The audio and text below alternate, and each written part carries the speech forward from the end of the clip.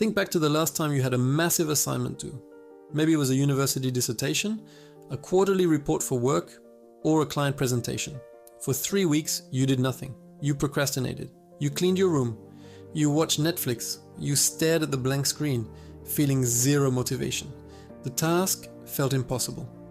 Then, the night before the deadline arrived, suddenly something shifted. You didn't just start working, you entered a trance. You typed furiously. You didn't feel hunger. You didn't check your phone. Your brain locked onto the target with the precision of a laser-guided missile. In 6 hours, you produce more work and often better work than you usually produce in 6 weeks. You think this is just procrastination. You think you were being lazy.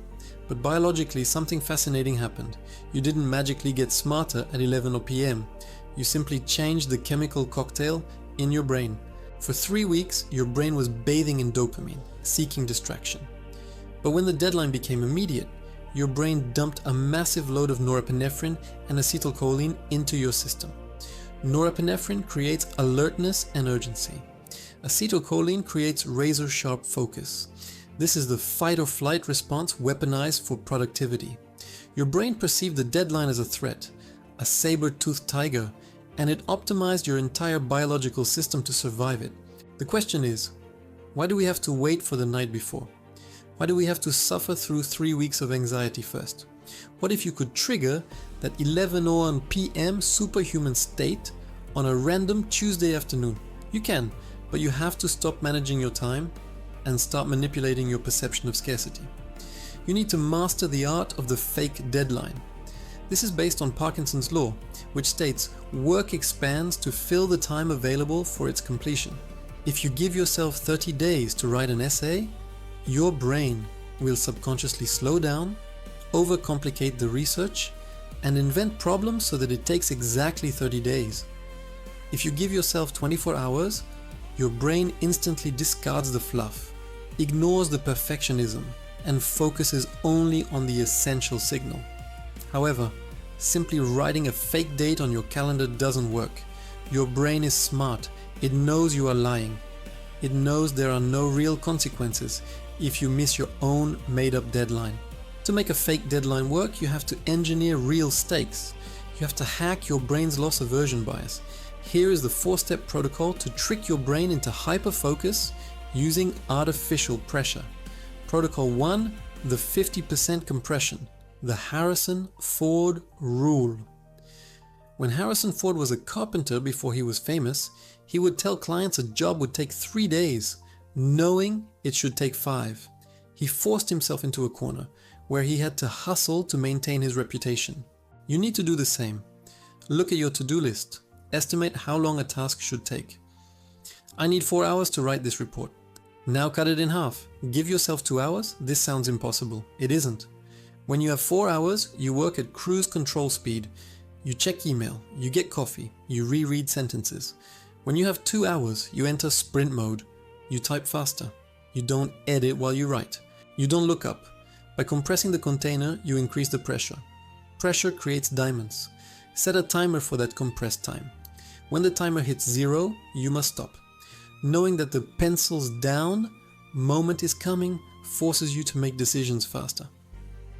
Protocol 2, the financial guillotine, loss aversion. This is the most painful and effective hack in existence. Your brain ignores gain, but it runs from pain. The pain of losing $100 is psychologically twice as powerful as the joy of finding $100. If your fake deadline has no penalty, you will ignore it. You need a penalty. Use a platform like Stick-K. Calm, or just make a bet with a friend. If I do not send you this finished draft by 2 p.m., I will Venmo you $50. Suddenly, the deadline isn't fake. It is very real. Your amygdala sees the threat of losing money and it kicks you into high gear. You will find that you are suddenly very motivated to work, not because you love the work, but because you hate losing money. I have used this to write entire books. If I don't finish this chapter by Friday, I donate $500 to a political party I hate. You will never miss a deadline again. Protocol 3, the draft mode, labeling. One of the reasons deadlines make us focus is that they force us to lower our standards for perfection and raise our standards for completion. When you have infinite time, you obsess over the font size. You rewrite the first sentence 20 times. This is perfectionism, and it is a form of procrastination. When the deadline is in 1 hour, you don't care about the font. You just want to get the ideas down. You can simulate this by labeling your work session the vomit draft. Tell yourself, the goal of this hour is not to write something good. It is to write something finished. It can be terrible. It just has to be done.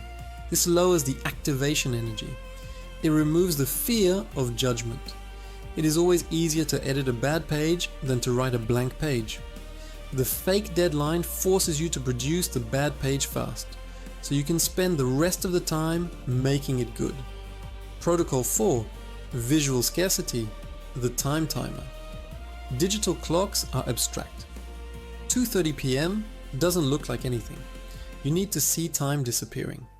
Use an analog timer, like a visual time timer, or a countdown bar on your screen. When you see a red disc disappearing or a bar shrinking, your brain processes time as a physical resource that is running out. This engages the insula, the part of the brain involved in interoception and awareness. It creates a low-grade background anxiety.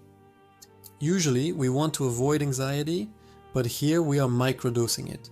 We want just enough anxiety to prevent us from opening Twitter. We want the visual reminder that life is ticking away. Protocol 5, the social contract, body doubling. If you are alone, it is easy to negotiate with yourself. I'll just do it tomorrow. It is much harder to negotiate with another human being. Book a focus mate session or get a body double. This is where you get on a video call with a stranger or a friend. You tell them, I am going to work on X for 50 minutes. They tell you their goal. Then you both mute your mics and work. At the end, you report back. This leverages social pressure. We are tribal animals. We care about our status. We don't want to be the person who said they would work and then sat there, doing nothing. The mere presence of another person watching, even virtually, creates a fake deadline effect for the duration of the session. You are on stage, the trap of someday. Most people live their lives with the ultimate fake deadline, someday. Someday I'll start the business. Someday I'll get fit. The problem is someday is not a day of the week. Someday has no consequences. The calendar is empty space until you draw lines in it. If you don't artificially constrain your time, you will drift. You will float through life at 20% capacity, always waiting for a crisis to wake you up. Don't wait for the crisis. Manufacture it. Compress the time. Stake the money. Turn on the timer. You will be terrified by how much you can actually do.